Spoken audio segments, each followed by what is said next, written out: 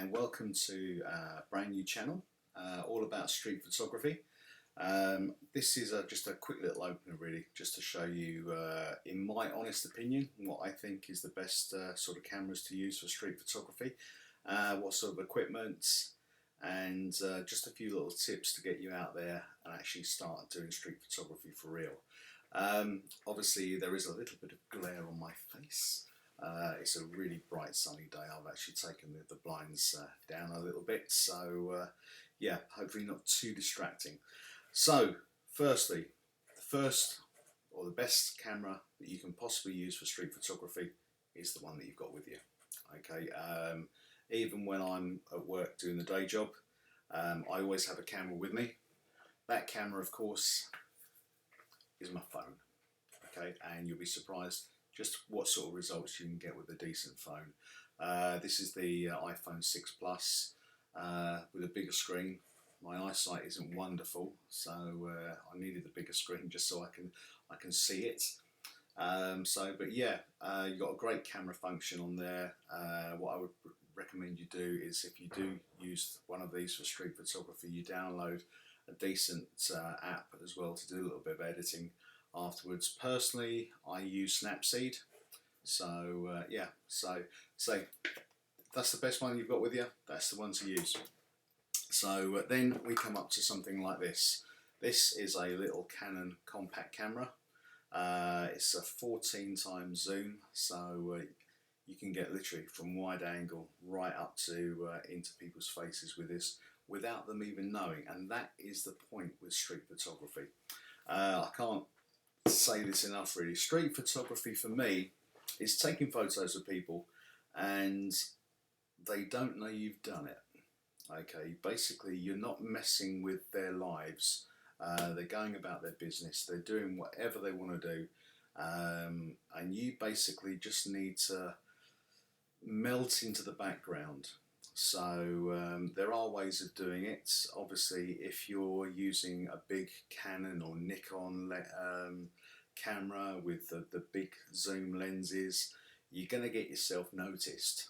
You can do it, as I say, there are ways, but as I say, you will, if you're just walking down a street, just a normal street, and you're out there with a massive lens on your camera, people are going to notice you, I promise you. So best thing to do is find something small and use that. So I'm going to show you now exactly the setup, or the cameras, and that is plural, the cameras that I use for street photography. Firstly, I use this.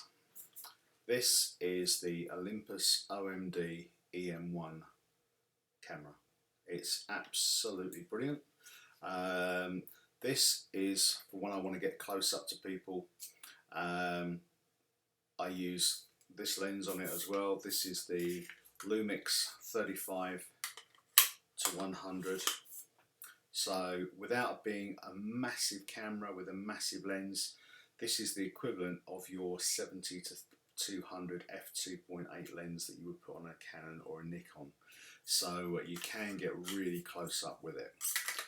Then, if I want to get a little bit wide angle, I could stand there and swap lenses. But what I tend to do is I use another camera as well. Okay, but as I say, if you're stopping and you're actually asking people to pose for you, then obviously it doesn't really matter what you use. You can use the big Canons and the big Nikons, but it's then classed as street portraiture. Pure street photography is when, as I say, they don't even know you're there. You blend into the background, you take the shots, and as I say, you don't actually know that it's exactly what they're doing. So, so I had a little message come through on my phone or on my watch. So yes, that's what I use. So I am going to try and arrange a day in London, a 24-hour shoot. Might try and do it for charity actually. There's a couple of charities I wouldn't mind helping, where we do a 24-hour stint, and it's not street photography, it's street portraiture. So the challenge will be actually stopping somebody on the streets, asking them to pose, and you've got to do that 100 times. And as I say, if we can raise some money for it as well, even better.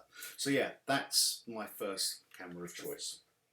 Then, if I want to get really, really creative, this is my second camera of choice. I love this. I haven't had this camera very long, okay? This is the Fuji X100T, and it is perfect for street photography. It looks so lovely and retro. Okay, I'm going to take the lens cap off for you. Okay, it has a fixed 22 or 23 millimeter lens. Now it's on an APS-C sensor, so that's the equivalent of 35 millimeters. You can't change the lens, but this is proving to be one of the best little cameras I have ever owned for street photography. Okay, street photography really is my thing, as you probably know. So yeah, it's basically an electronic rangefinder, if you like. You've got your manual and your autofocus bits there. Okay, if I just move the strap out of the way. This case doesn't come with it, by the way. The case is separate, but I thought it gives it more of a retro look. But seriously, if you're walking down the streets with one of these round your neck, people are not going to notice you. I promise you. You just blend in, which is what it's all about. With this as well, the quality of the shots is amazing. I'm really, really impressed.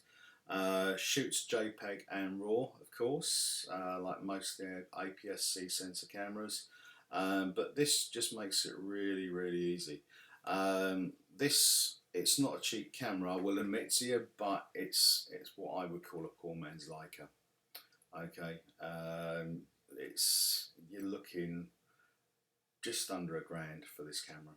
Okay, but if you're serious about your street photography, you're serious about your photography in general, it's amazing. So yeah, so that's my my second camera, and they're the two things that I take out with me, or the two cameras I take out with me.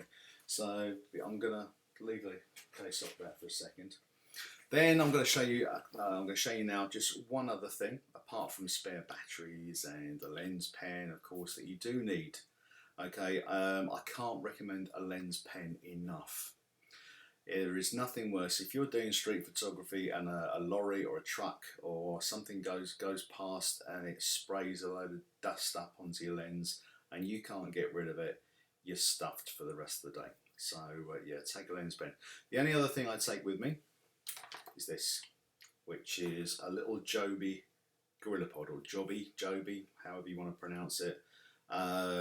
It's just basically a small tripod, and what I tend to do with the Olympus or the Fuji, okay, you can actually control it from your phone. They're both wireless.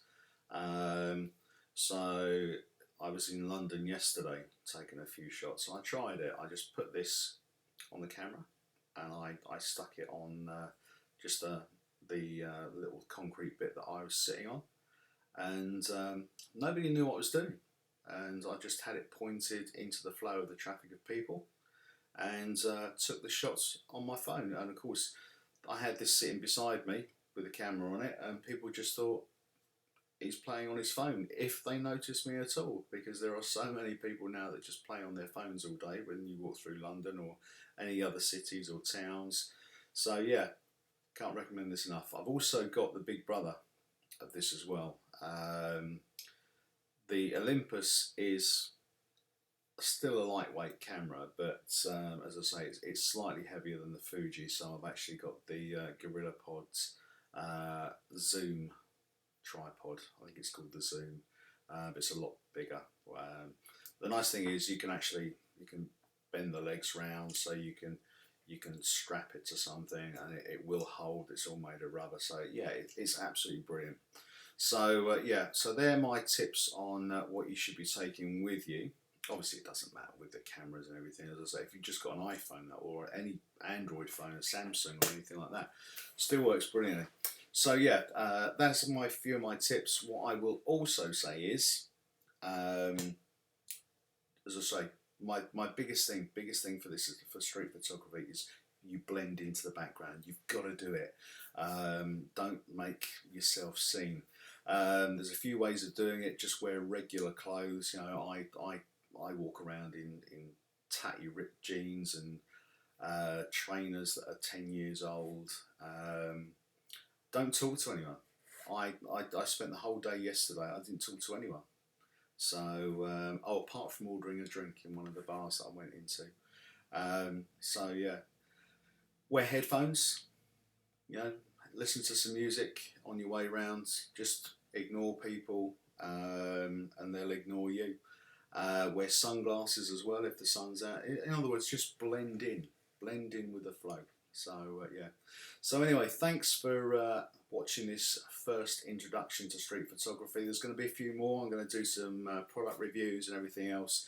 You can subscribe, and if you are on my other channel, you'll know that I do the subscribe there, or there, depending on what you're watching this on. So you can subscribe to this. If you can, tell your friends where we are and everything. We're going to have some great days. Going to organise some group events in London, Cambridge. We're going to do Norwich as well, because that's been recommended to me. Perhaps we'll go down East Kent as well. Somewhere like Maidstone, actually probably not Maidstone, but probably further down, Ashford, Canterbury, round that way. And then hopefully next year we can arrange something sort of over the other side of London, because we're based in the southeast.